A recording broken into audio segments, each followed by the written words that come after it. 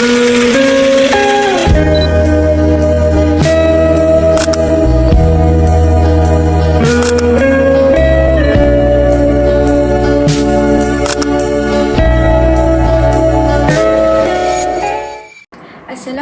warahmatullahi wabarakatuh, and good morning respected to the lecturer and my fellow friends. Let me invite you to imagine a situation. Okay, one day you walk into a classroom and you see a child sitting quietly in the corner, refusing to join his friends, and another child is shouting, grabbing toys and pushing their friends. Now, here is the question. As these children misbehaving, or are they communicating something deeper? As future early childhood educators, how we interpret this situation will define the kind of teacher we become. Today, I will share with you and discussing about the role of teachers in supporting children's emotional well-being. Okay, what the means of emotional well-being? So, emotional well-being refers to a child's ability to recognize, understand, express, and regulate emotions effectively. So, in the content of early childhood education, emotional well-being is closely linked to social and emotional learning. Research in early childhood development shows that emotional security forms the foundation for all areas of learning. So, without emotional stability, children will struggle to focus, engage, and build relationships with their friends or teachers. And in simple terms, before a child can learn, a child must feel safe first. This is why teachers are not just being instructors, but being emotional anchors in a child's life. So, first of all, teacher can act as emotional role models. Children do not learn emotional regulation through instruction, but they learn through observation and instruction and interaction. This is where the concept of co-regulation becomes important. Co-regulation, this means the children rely on adults to help them manage their emotion before they can do it independently. So, during my school-based experience in preschool SK1 in PBS, I observed a child who became extremely frustrated during a puzzle activity. He threw the pieces and started crying. Instead of reacting with anger, the teacher approached him calmly and lowered her voice and said to the children, I can see you are feeling frustrated because you cannot finish the puzzle, but let's try again together with teacher. And she got him step by step. And what happened next was impressed me, that the child slowly calmed down and engaged in the activity. And this shows that when teachers regulate themselves, and they help children to regulate too.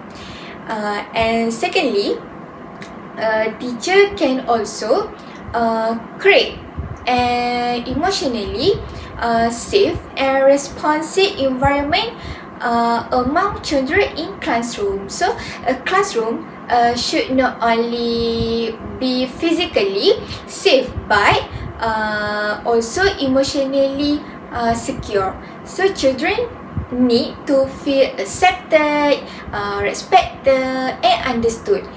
In my preschool SQ wawasan, I observed the teacher implemented consistent routine that have morning greetings, that how are you okay, or structured activity, and predictable transition. So this routine can reduce anxiety because children knew what to expect the next activity that we will do.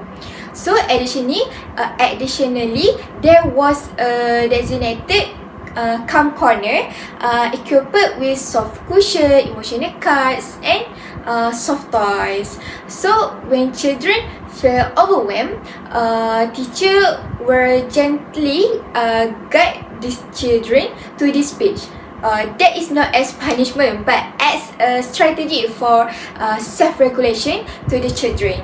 So this reflects a shift from controlling behavior to supporting emotional needs. And thirdly, teacher can play a critical role in developing children emotional literacy. So emotional literacy is the ability to identify, understand, and express emotions appropriately. So many young children do not yet have the language to express feelings such as frustration, jealousy, or anxiety. So as a result, emotions are often expressed through behavior. So during my PBS, I work with a child who frequently refused to participate in group activity. At first, to me, it seemed like defiance.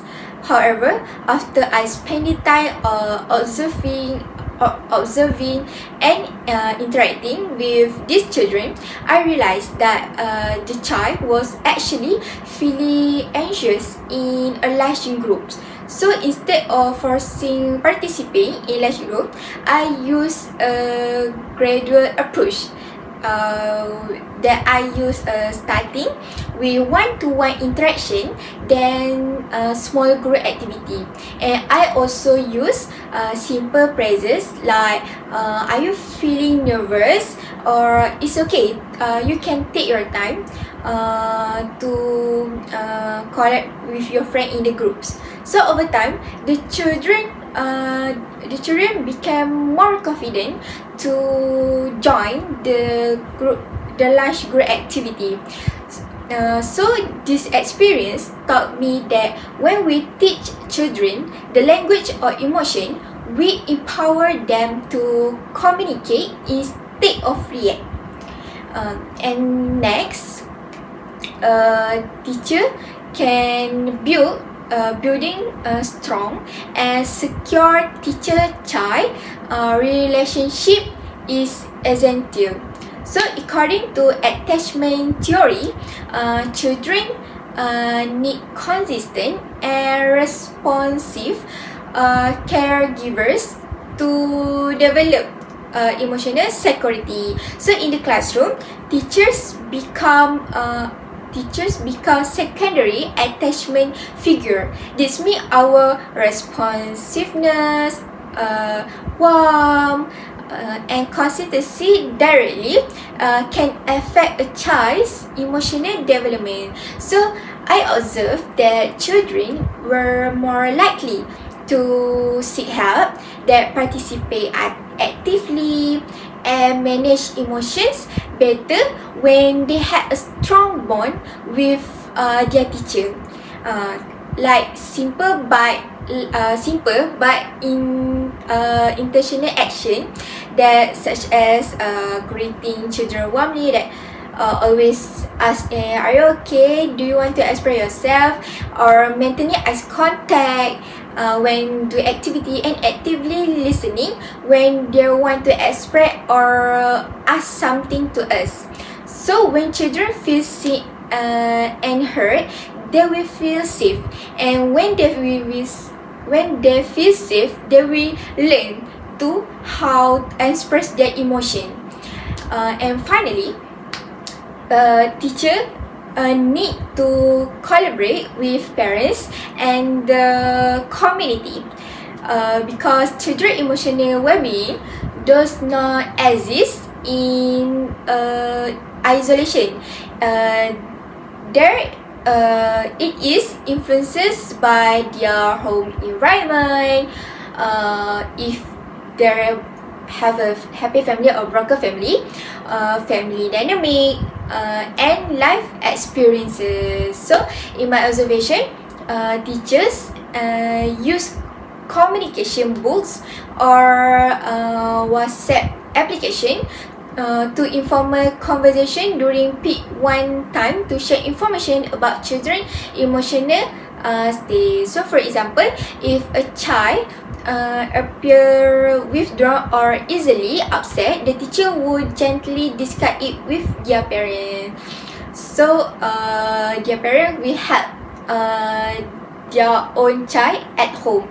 So this allows both parties to understand the child situation and provide consistent support.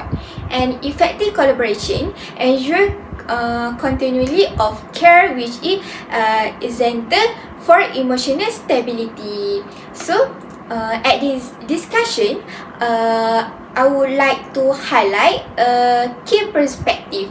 As educators, we must move away from asking, how do I control this child behavior? Instead, we should ask, what is the child trying to tell me through their behavior? Because for me, every behavior is a form of communication. So when we respond with as a teacher, if we respond with empathy rather than give punishment to the children, we do not just manage the classroom, but we can give feel safe to the children. So in conclusion, teachers play a vital and multifaceted role in supporting children emotional well-being. So as a teacher, we are emotional role models, creators a safe environments, facilitators of emotional expression, builders of meaningful relationships, and being a partner with their parents. Our role goes beyond academic teaching. We shape how children understand themselves, how they refer to others, and how they navigate the world emotionally. So before I ending my public speaking, I would like to leave you with this powerful thought. A child who feels safe is a child who is ready to learn about their emotional. And every child you meet is fighting a battle you may not see. So we as a teacher or anyone, we need to be kind and always to the children and try to understand their emotion. So that's all from me. Thank you for your attention. If you have any questions, reflection, or ideas about this topic, you will feel free to leave them in the comment section below. I will love to hear your thoughts and engage in discussion. Thank you for watching.